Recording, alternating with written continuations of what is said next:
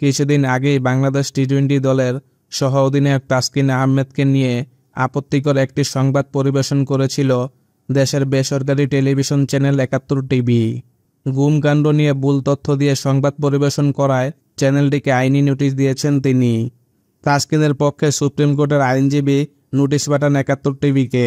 নোটিশে বলা হয়েছে, টি-20 বিশ্বকাপে তাসকিন ভারতের বিপক্ষের ম্যাচে টসের কমপক্ষে ২০ মিনিট আগে মাঠে আসেন, অংশ নেন জাতীয় সঙ্গীত অনুষ্ঠানেও। কিন্তু জুলাই মাসের ১ তারিখে ৭১ টিভি সংবাদ প্রকাশ করে তাসকিন টসের পরে মাঠে গেছেন এবং একাদশ থেকে বাদ পড়েন। এই তথ্যকে মিথ্যা দাবি করে নোটিশে বলা হয়েছে, ৭ দিনের মধ্যে শর্তহীন ক্ষমা চেয়ে সত্য তুলে ধরে একটি সংবাদ প্রকাশ করতে হবে। ৭১ টিভির খেলাধুলার সংবাদ বিষয়ক সেগমেন্ট খেলাযোগ এবং অনলাইন থেকে পূর্বের সংবাদ সরিয়ে নিয়ে ক্ষমা চাওয়ার সংবাদটি প্রকাশ করার কথাও বলা হয়েছে। নোটিশে আরও জানানো হয়, ৭ দিনের মধ্যে ক্ষমা না চেয়ে সংবাদ প্রকাশ না করলে আইন অনুযায়ী ব্যবস্থা নেবেন তাসকিন। এর আগে তাসকিন সামাজিক যোগাযোগ মাধ্যমে খোলাসা করেছেন বিষয়টি।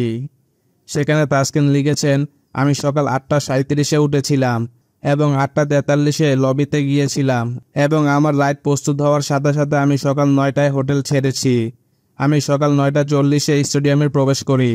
ম্যাচের ২০ মিনিট আগেই মাঠে যাই। খেলার সময় ছিল ১০টায়। আমরা সকাল ১০টা ১৫-এ জাতীয় সঙ্গীত গেয়েছিলাম এবং সেই ম্যাচটি সকাল ১০:৩০টায় শুরু হয়েছিল।